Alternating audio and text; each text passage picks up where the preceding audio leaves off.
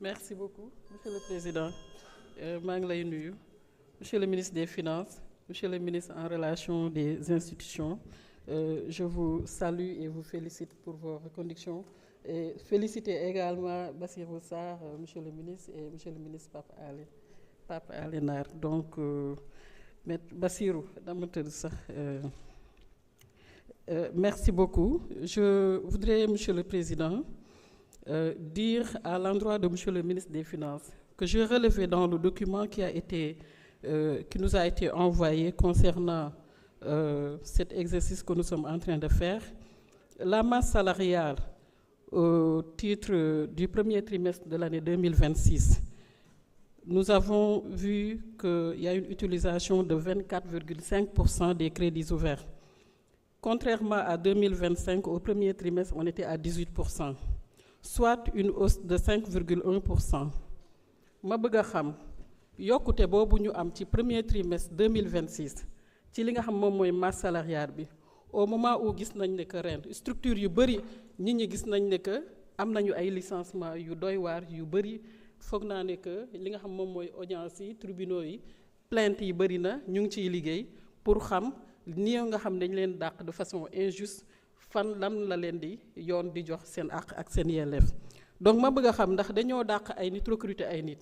loolu nag je sais que xëy na du sa responsabilité directe, mais à l'endroit de toutes ces structures qui ont eu à licencier de dignes Sénégalais, cette jeunesse qui s'est donnée pour le pays, qu'est-ce qui justifie entre-temps cette augmentation au premier trimestre de l'année 2026? Bu loolu weesoo li nga xam moom la sunu collègue maire Lamine Thiam wax amatuma lu ma ci dolli li ma bëgg a wax rek monsieur le ministre mooy su fekkente ne dañu ne les collectivités territoriales sont les démembrements de l'État du Sénégal, je pense que la question de la décentralisation des ressources il doit être une réalité au Sénégal. Tey dañu war a weesu foo xamante ne ab ministère day tabax ay salle de classe, dañu war a weesu foo xam ne ab ministère day tabax ay poste de santé, dañu war a weesu foo xamante ne ab ministère li collectivité war a mën a def en relation avec les ARD ba tey ministères yi dañ cooy lonku ba ñu am ay programme abri provisoire yoo xamante ne c'est le niveau central moo koy def. Loolu dafa war a jeex ci Sénégal. Parce qu'à la fin de la journée, lépp lu collectivité territoriale réalisée, je pense que bu ñu demee bay xayma le taux d'exécution des investissements de l'État, li ñuy liggéey ñun dañ leen koy verser laat ngeen jàpp ne lii yépp collectivité moo ko def waaye État moo ko def. Leneen li nga xam ne bëgg naa ko waxaat aussi, l'achèvement des travaux de Promoville et de PUDC dans le département de Fatick bëri na ay chantiers yoo xamante ne tàmbale woon nañ ko ci biir département bi ba tey eggul. Le problème de l'eau dans le département de Fatick mën naa wax sax ba département de Foundiougne fii may wax ak yow ñun xëy na am na ku ñëw lancer ñu benn forage muy OFOR ñu di leen ciy gërëm ñu ngi leen di xaar ñu démarrer les travaux, mais commune Niakhar fii may wax ak yow problème mu ndox bu métti la am. Ma xam ne que biir OFOR amoon na benn programme bu ñu amoon boo xamante ne c'était pour xool nu ñuy renforcer lu ñuy wax le NDP mooy ki nga xam mooy Noto Palmarin ba Ndiosmone yoon boobu nga xamante ne buñ ko yokkee bu ñu yokkee ay forages c'est-à-dire ci Noto bi je pense c'était 13 forages pour mën a permettre population yi nga xam ne ñoo dem ba ci île yi mën a am ndox mu neex mais tamit de façon suffisante. Je pense que c'était une évaluation de quelque chose comme 60 milliards waroon am un impact sur plus d'1 million d'habitants ci suñu secteur boobu noonu dem ba Kaolack ba li ko wër. Je pense que loolu monsieur le ministre jar na ko bu ñuy lever ji ay fonds pour dimbale askan woowu ñu am ndox jar na ko. Le taux d'électrification rurale wax naa ko léegi dans le département de Fatick nañ ko xoolaat ngeen jàppalewaat ñu. Ça revient à ce que je disais tout à l'heure sur le PUDC. L'université du Sine Saloum wax naa ko fi dinaa ko fi waxaat laaj na ñu reprendre liggéey bi. Yokkaat li nga xam moom mooy salle de classe yi dimbalewaat ñi nga xam ñoom ñooy étudiants yi ñu mën a nekk dans de bonnes conditions muy l'achèvement des travaux de l'université de Sine Saloum. Li nga xam moom mooy dëkk bu ñuy wax Sorox ba fii ma dëkk bu mag la am nañu autorisation am CM waa gox ba ñoom ñooy góorgóorlu pour tabax ñaari salle de classe foog naa loolu war ngeen ko mën a xoolaat. Li nga xamante ne moom mooy yoon bi jógee Fatick Jaareex Diohine. Bien sûr balaa boobu dinaa waxaat encore une fois Kër Martin Diohine waxal jam foog naa monsieur le ministre Bakary Sarr xam na bu baax li may wax mais tamit sax mën naa dem sax ba xuusaat pour monsieur le ministre muy yoon bi nga xam moo war a jógee Fimela dem ba Simal nga xam ne problème la boo xamante ne tund boobu yëpp dañ koo am xoolaat leen ci loolu ngeen jàppale ñu jàppale département Fatick monsieur le ministre Bassirou Mexe nama ne sax Bakary Mexe simna foog a sinig foog naa simna foog Fatick foog jërë ngeen jëf.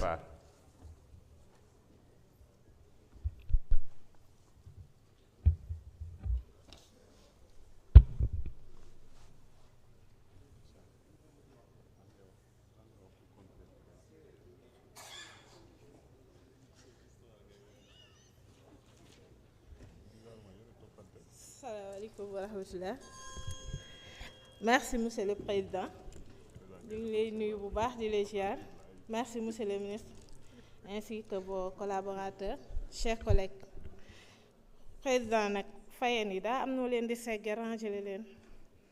dafa am ay fay ak feuille may commencer nag di jaale dama ñàkk sama benn goro démb. Ma koy jaale sama belle famille yëpp di ko jaare ci monsieur Seck mu doonoon goro bu ma bëgg bu baax jàppale ma topp ci li ma nekk looloo tax nag ma taxaw fii di ko jaale Daaru Mboy gépp doonoon kilifa. May commencer par monsieur le ministre man damay dem directement sunu problème actuellement à Tivaouane mooy travaux d'assainissement yi ñu commencé woon depuis ñu defoon lancement bi depuis le 10 novembre. Ministre bi joxe woon ultimatum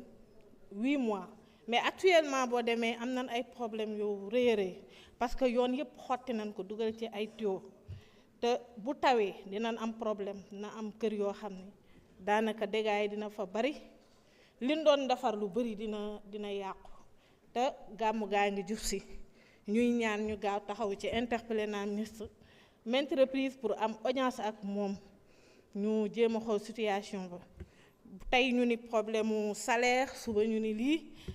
xam nañ ni tamit personnel bi doyul te ay ouvriers ñu ngi fa xale yaa ngi fa bëgg a liggéey nañ leen recruter renforcer liggéey bi mën a gaaw pare balaa gàmm.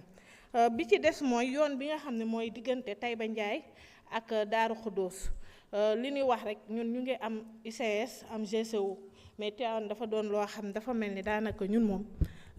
dañuy néewal doole bu baax a baax ci côté infrastructure. May wax aussi ci yoonu Cilmaxa bi ak Ngaay commencé woon nañ ci liggéey mais ñi fa nekkoon lem nañ seeni bagage ba dem buñ ci mënee xool ba xam luy problème bi ñu xool tamit sunu benn commune bi nga xam ne mooy Meewaan commune Meewaan dafa mel ni dañ ko fàtte mu doon commune bu enclavé wu ndax lan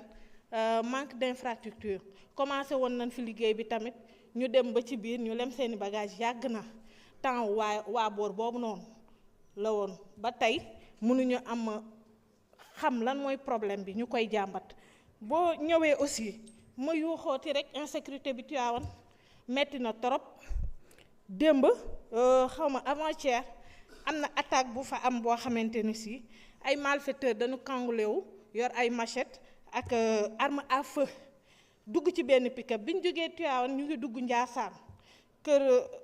kër Cheikh Sidi ak ay arme à feu def fa agression yi doy waar vidéo yaa ngi fi am na sax ñoo xam da ngay gis ni seen kanam bi waxal naa fi ministre de l'intérieur ni ko dañu bëgg nga jàppale ñu gaaw comme ñëwoon nga ba xool fa fu ñu war a mën a placer commissariat yi ak gendarmerie bi insécurité bari na te li ko waral ñun li ñu xalaat lii amul woon Tivaouane mais fi mu ne fu waay jaar jàll autoroute à péage bi tamit gàllankoor la ci ñun liggéey bu yeex bi fi liggéey bi yeex na metti na ba pare yenn village yi dañ leen a isolé amatuñ fu ñu jaar te seen tool yi ñu ngi diggante Tivaouane du sax village quartier rattaché la diggante Tivaouane mais bu nañu woon dañ fa def ay rond-point côté Ndiax sel ko mais defuñu fa rond-point tali yi dafa def tout droit amatuñ yoon dañuy daw ay kilomètres wiiri pour dugg Tivaouane te seen tool yaa ngi fa ñu war a jël ci tool yooyu seen produit dugal ko biir Tivaouane di jaay ak nawet bii bu tawee dinañ am problème trop ma bëggoon ñu bàyyi ci xel bu baax jërëjëf. Merci honorable. Cheikh Faye, vous avez la parole. Ndeye Fatou Mané se prépare.